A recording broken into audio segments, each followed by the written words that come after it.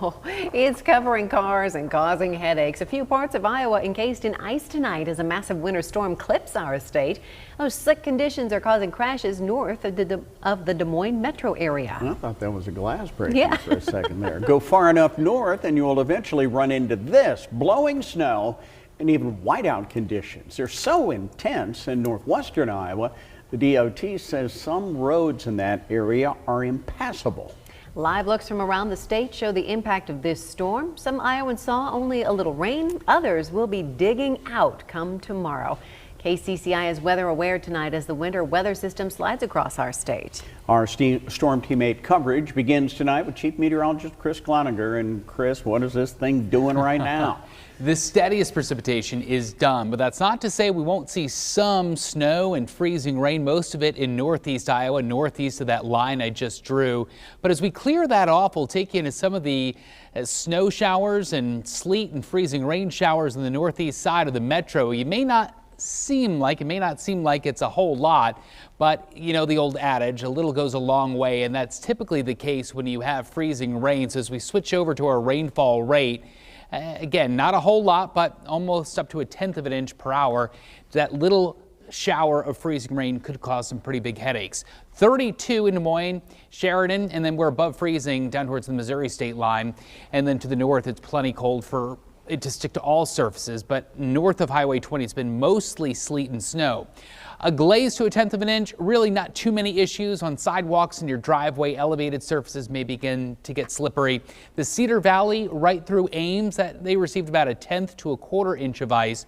No major issues when it comes to power outages, hardly any power outages with ice to that level, but there could be some accretion on power lines and trees, and then the roads become a little bit more slick. Algona, the snow's really stopped. It's been blowing around several inches there. The bulk of the accumulations are done, maybe another inch or two as that lobe of low pressure moves to the north and east. We're still weather aware for that freezing drizzle across the metro. We're down to 27 by 7 o'clock in the morning, so there could be some patchy areas of black ice, and there have been a couple of slick spots out there today, and our Bo Bowman's been on the roads, and Bo, you did encounter some of those slick spots this afternoon. Yeah, Chris, that's right. We're dealing with some of that freezing drizzle that you mentioned just a bit ago. You can see what it does to the car here. We'll take a look at our antennas. There's definitely a coat of ice right there on the antennas. You can kind of see it. And then behind us, I-35 here, there are cars and trucks moving along, but they are going slow because they know what they are running into further north. Earlier today, we were in Ames as Story County was covered in a sheet of ice. Dozens of plows are working to manicure the highways Wednesday afternoon as freezing rain covered Story County in a layer of ice. It's still raining and it's still windy, so the longer the wind blows and the colder it's going to get, the slicker it's going to get. Truck driver Jason Heumann found out it's not just the pavement.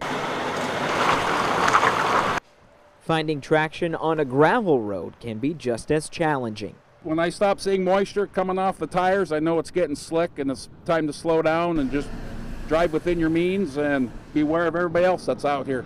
As ice built up on the roads, it covered the cars as well. Here you can see our side view mirror caked with a solid layer, courtesy of the freezing rain. How was your drive in here?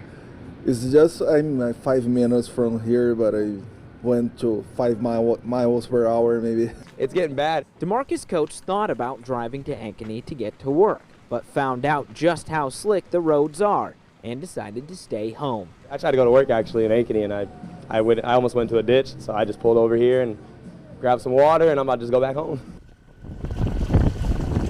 These Iowa State students waddling along the sidewalk trying not to slip and fall didn't have that option because classes at the university were not canceled. I would definitely say icy, yeah. That's not good conditions.